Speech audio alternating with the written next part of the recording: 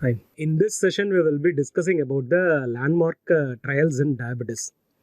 We will talk about these trials in 3 sessions of this entire course. One is over here, where we will be discussing about the landmark trials. We will be talking about a few when we talk about the DPP4 inhibitors, because that is where we started understanding about the importance of cardiovascular outcome trial, which is adding more strengthening to our evidence-based medicine. So that we will discuss over there, and we will discuss like what are all the fine prints, how you can improve your reading of journals.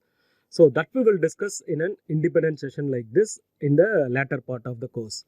So this particular session will be discussing on the 4 important landmark trials which every practicing diabetologist or a physician must know in their practice. That is what we will be discussing in the next 30 or 40 minutes. Especially when we talk about this data, statistics, studies, p-value, history, it is all very, very boring.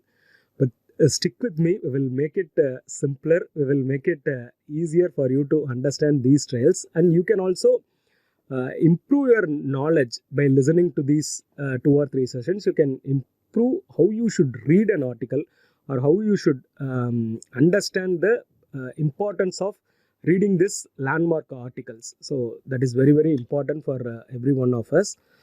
So as we see in 90s, 30s to 1960s, insulin was discovered 100 years back, and it was put into practice within a year. After that, in 1930s, right from the year to 30s to 60s, we transformed type 1 diabetes, especially from a uniformly fatal disease. So before 1920s, it was all fatal. All that we had was only about putting the patients on low carb diet or low calorie diet, and preventing or retarding the progression of the fatal course of the disease as much as possible. So invariably it was fatal that time.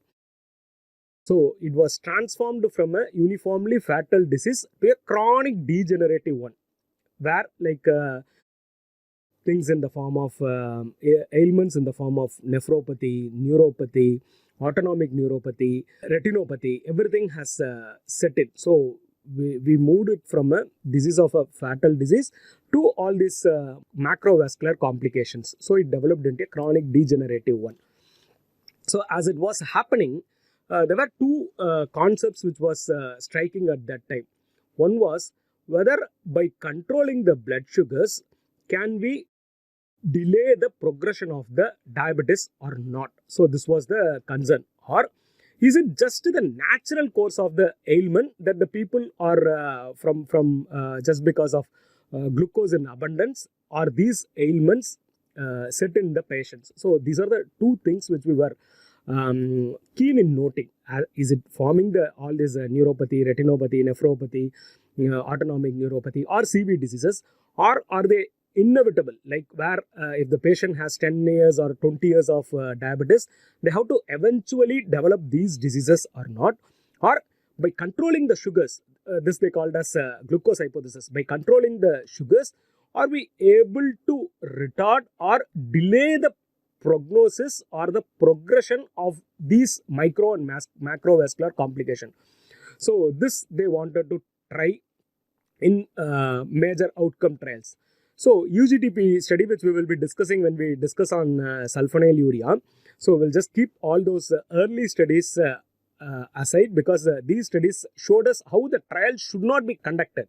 So they had their own flaws of a mismanaged study, or a study done in the wrong way, or there was too much of bias, or randomization was not happening properly. So we learned our mistakes from these studies, the earlier studies. Then it got evolved into a huge trials like this. So the first study that we are going to discuss is about the study which was done among the type 1 diabetic, which is called as DCCT study.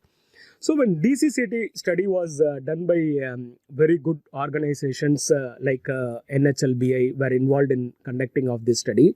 So the study tried to see in type 1 diabetic patients, whether the patients are of the patients, like 1440 people were recruited for this study. Of the people, they tried to put them with the they are naive patients. So they were newly diagnosed, and these people were aggressively controlled for their diabetes, because we should understand in 1970s what was happening was we had a very good, like whatever we have now in the form of equipments and other things, and how we monitor the patients. So we had most of those things at that time also. Like we had moved from human insulin to animal insulin. We had multiple doses of insulin at that point of time, and we had SMBG was available. We had HbA1c, and even insulin pump was used in this study. So we had all the state of art things that we have now, though in its primitive form, we had during 1970s, and with all those availability, the study was done in the best way.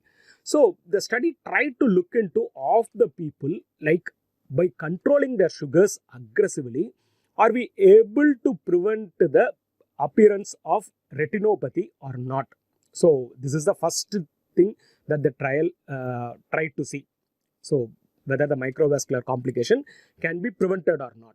So the second part of the study is, in a patient with the background retinopathy, by controlling the sugars, am I able to retard, or from early retinopathy to more advanced forms of retinopathy, am I able to prevent it or not? This was the second thing that the trial saw. So beautifully designed. So the trial itself, they didn't just look into whether the disease prevention can be attained or not. Not only retinopathy, they looked into neuropathy also. They looked into proteinuria also. But main question, we will just stick on to retinopathy. So am I just preventing the retinopathy by controlling the sugars, or what happens also in case like in a patient with an existing retinopathy, am I able to prevent the worsening of the retinopathy happening in these patients?